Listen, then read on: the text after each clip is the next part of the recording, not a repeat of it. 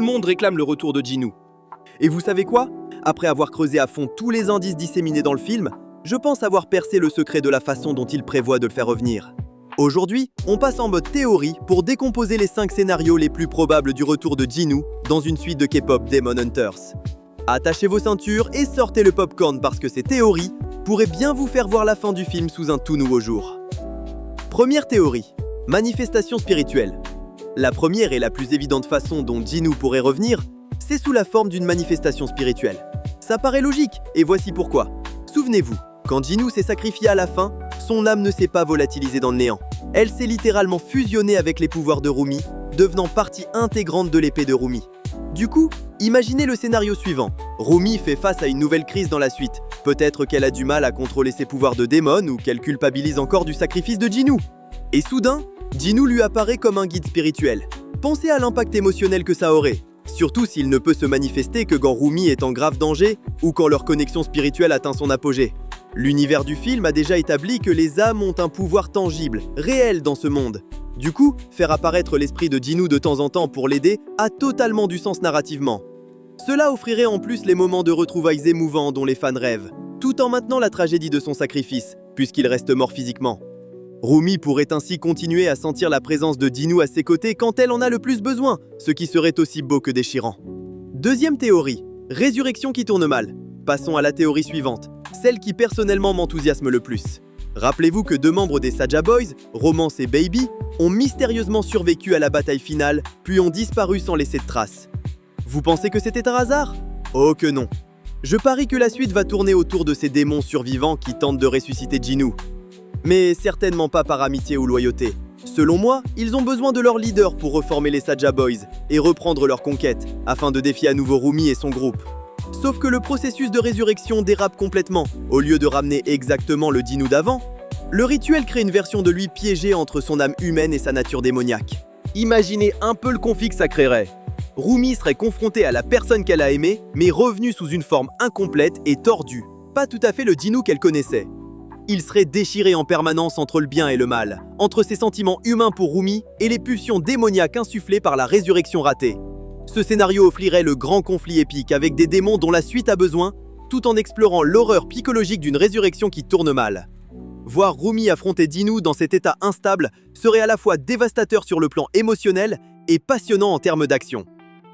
D'ailleurs, si tu veux découvrir d'autres théories complètement folles sur K-pop Demon Hunters et ne rater aucun secret, abonne-toi maintenant et active la cloche.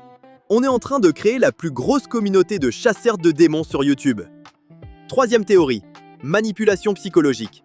On ne peut pas parler du retour de Jinoo sans évoquer Guima, le roi des démons, parce que ce type n'a clairement pas fini avec ses manigances. Rappelons-le, Guima n'a pas été tué lors du combat final. Il a été banni dans le royaume des démons. Ce qui veut dire qu'il est toujours en liberté, quelque part, probablement en train de préparer sa revanche dans l'ombre. Voici donc une théorie qui m'a donné des frissons. Et si Guima, incapable de ramener Jinoo, puisque son sacrifice l'a libéré définitivement de l'emprise démoniaque, décidait de créer un imposteur parfait à la place? Imaginez la scène. Rumi tombe sur ce qui semble être le vrai Jinoo, avec tous ses souvenirs et sa personnalité d'origine. Sauf que ce n'est en réalité qu'une arme psychologique forgée par Guima pour exploiter son chagrin. Ce faux Jinoo lui ferait croire qu'il a trouvé un moyen de revenir de l'au-delà pour être à nouveau à ses côtés.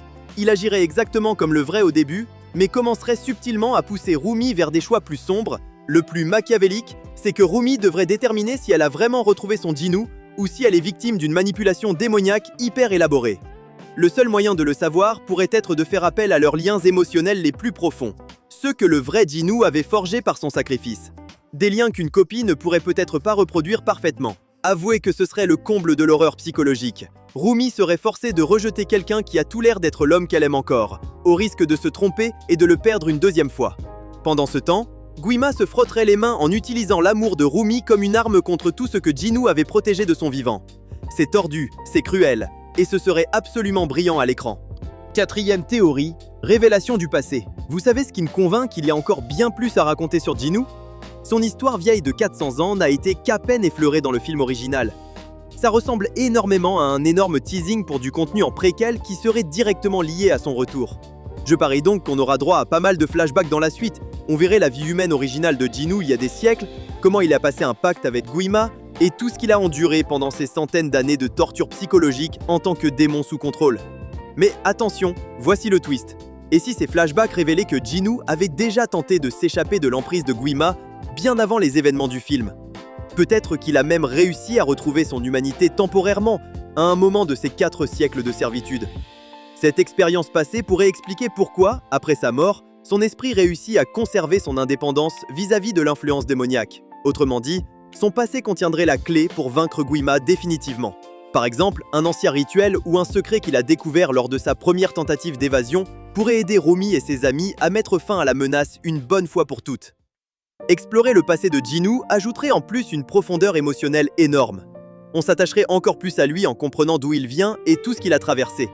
Ça rendrait aussi son retour bien plus mérité et logique, plutôt qu'un simple coup de fanservice sorti de nulle part. Franchement, développer ces révélations du passé à l'écran pourrait donner lieu à des moments hyper poignants et à des révélations cruciales pour l'intrigue principale. 5e théorie, rédemption. Voici la théorie la plus folle, et c'est justement pour ça qu'elle pourrait bien marcher. Vous vous souvenez que le On-Moon arc-en-ciel final est différent du On-Moon doré qu'ils essayaient de créer à l'origine? Et si, plot twist, cette différence était en réalité un atout plutôt qu'un défaut? Les réalisateurs ont bien insisté sur le fait que la barrière arc-en-ciel est différente de l'ancienne barrière dorée. Je pense que c'est parce qu'elle permet une complexité morale, au lieu de simplement séparer le bien et le mal de façon absolue. Mon hypothèse, c'est que la suite va révéler que le On-Moon arc-en-ciel a le pouvoir non seulement de bannir les démons, mais carrément de les réhabiliter. Au lieu de détruire le mal, elle pourrait le purifier. Et devinez qui serait le cobaye idéal pour tester ça? Ji-nu, bien sûr. Son esprit déjà purifié par l'amour et le sacrifice à la fin du premier film pourrait recevoir une nouvelle forme physique grâce à l'énergie de la barrière. Mais attention, ce cadeau ne viendrait qu'à une condition stricte. Ji-nu doit prouver qu'il peut résister définitivement aux influences démoniaques. On aurait alors une véritable histoire de rédemption où Ji-nu doit mériter sa seconde chance. Il pourrait même aider d'autres démons à retrouver leur humanité, devenant en quelque sorte un pont vivant entre le monde humain et le monde démoniaque. Imaginez un Ji-nu ressuscité qui, plutôt que de se contenter de revivre tranquillement, se consacre à guider d'autres âmes perdues vers la lumière. Ce serait un retournement de situation magnifique pour son personnage, passer de vilain tragique à mentor pour la paix entre les deux mondes. En plus, ça collerait parfaitement au thème de l'acceptation et de la seconde chance qu'on voit déjà dans le premier film.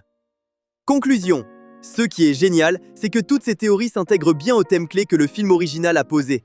L'identité, la honte, l'acceptation de soi et la rédemption. Quel que soit le moyen choisi pour faire revenir Ji-nu, il faudra que cela continue son évolution personnelle tout en créant de nouveaux défis pour Rumi, Zoé et Mira. Voilà, cette vidéo est finie. Si vous êtes tout comme moi obsédé par K-pop Demon Hunter, ses secrets et théories, allez regarder cette vidéo qui apparaît à l'écran. J'évoque le passé de Céline et la vérité sur les parents de Rumi. Et aussi, abonnez-vous!